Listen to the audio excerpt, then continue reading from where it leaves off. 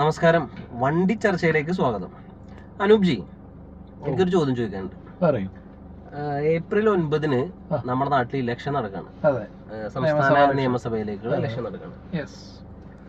ഒരു പൗരൻ, ഞാനോ താനോ ഉൾപ്പെടുന്ന ഒരു പൗരൻ എന്തിനു വോട്ട് ചെയ്യണം എന്നുള്ളൊരു ചോദ്യം ഞാൻ തന്നോട് ചോദിച്ചാൽ എന്ത് മറുപടി പറയും?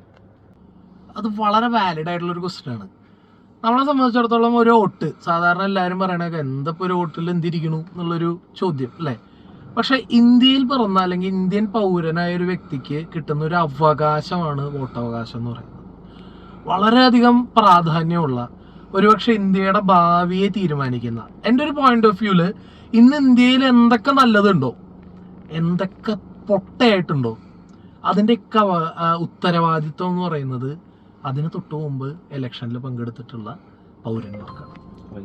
അപ്പൊ എന്തിനു വോട്ട് ചെയ്യണം എന്ന ചോദ്യത്തിന്റെ ഏറ്റവും പ്രധാനപ്പെട്ട ഉത്തരം, നിങ്ങൾ നിങ്ങളുടെ രാജ്യം നാളെ എന്തായി കാണണമെന്ന് ആഗ്രഹിക്കുന്നു, അതിനുവേണ്ടി നിങ്ങൾ വോട്ട് ചെയ്യണം. അത് തന്നെയാണ് അതിന്റെ ഏറ്റവും പ്രധാനപ്പെട്ടിട്ടുള്ള ഉത്തരം. മാത്രവുമല്ല, ഒരു വോട്ട് ചരിത്രം മാറ്റിമറിച്ചിട്ടുള്ള ഒരുപാട് സംഭവങ്ങളുണ്ട്. നമ്മുടെ ലോകത്തിന്റെ ഹിസ്റ്ററിയിലായാലും എന്തിന് ഇന്ത്യയുടെ ഹിസ്റ്ററിയിലാണെങ്കിൽ പോലും നമ്മൾ ഒന്ന് തിരിഞ്ഞു നോക്കിക്കഴിഞ്ഞാൽ ഒരൊറ്റ വോട്ട് ചരിത്രം മാറ്റി കുറിച്ചിട്ടുള്ള, മന്ത്രിസഭകളെ മറച്ചിട്ടുള്ള, അല്ലെങ്കിൽ എന്താ പറയുക, വളരെ സുപ്രധാനമായിട്ടുള്ള ഒരു തീരുമാനങ്ങൾ ഒറ്റ വോട്ടിന്റെ മാത്രം ഭൂരിപക്ഷത്തിൽ തെരഞ്ഞെടുക്കപ്പെട്ടിട്ടുള്ള ഒരുപാട് സംഭവങ്ങളുണ്ട്.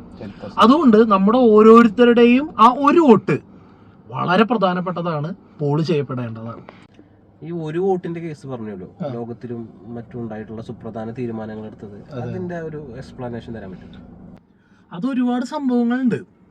ഇപ്പൊ ലോക ചരിത്രത്തിൽ എടുക്കുകയാണെന്നുണ്ടെങ്കിൽ 1875 ഫ്രാൻസിൽ അവിടെ ഒരു രാജഭരണം തന്നെ നിലനിൽക്കണോ അതോ ഒരു ഡെമോക്രാറ്റിക് നേഷൻ ആവണോ എന്നുള്ളതിനൊരു വോട്ടെടുപ്പ് നടക്കുകയുണ്ടായി.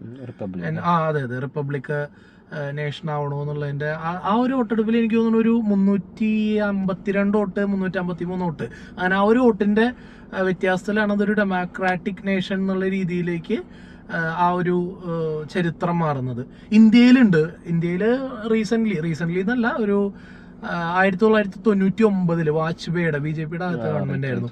ആ വാജ്പേയി ഗവൺമെന്റിന് നമ്മുടെ തമിഴ്നാട് അന്ന് ജയലളിതയാണ് മുഖ്യമന്ത്രി. അപ്പോൾ അവരുടെ ഗവൺമെന്റിന്റെ സപ്പോർട്ട് പിൻവലിച്ചപ്പോൾ 269 വോട്ടാണ് വാജ്പേയി ഗവൺമെന്റ് പോൾ ചെയ്തത്.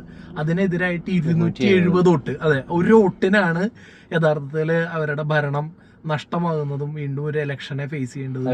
അതെ, അവിശ്വാസ പ്രമേയത്തിൽ വിശ്വാസ വോട്ടെടുപ്പിൽ ഒരു പരാജയപ്പെട്ട് പ്രധാനമന്ത്രി സ്ഥാനം നഷ്ടമാകുന്ന ഒരവസ്ഥ ഉണ്ടായത് ആ ഒരു സമയത്താണ്. അപ്പൊ അത്തരത്തിലുള്ള ഒരുപാട് എക്സാമ്പിളുകളുണ്ട്. അപ്പൊ വോട്ട് വളരെ പ്രധാനപ്പെട്ടതാണ്. ഒരു വോട്ടിന് പോലും ചരിത്രം മാറ്റി തിരുത്താനുള്ള കഴിവുണ്ട്. നിങ്ങളെല്ലാവരും വോട്ട് ചെയ്യണം എന്നാണ് നമ്മളെല്ലാവരോടും പറയണം. ഓരോ വോട്ടും പ്രധാനപ്പെട്ട, പിന്നെ തീർച്ചയായിട്ടും വളരെ പ്രധാനപ്പെട്ടതാണ് ഓരോ വോട്ടും. അപ്പോൾ കൂട്ടുകാരെ, അനൂപ്ജി പറഞ്ഞ പോലെ ഓരോ വോട്ടും വിലപ്പെട്ടതാണ്. തീർച്ചയായിട്ടും നിങ്ങൾ ഏപ്രിൽ 9 പോളിംഗ് ബൂത്തിലേക്ക് പോവുക, നിങ്ങളുടെ സമ്മതിദാനാവകാശം ശരിയായ രീതിയിൽ വിനിയോഗിക്കുക.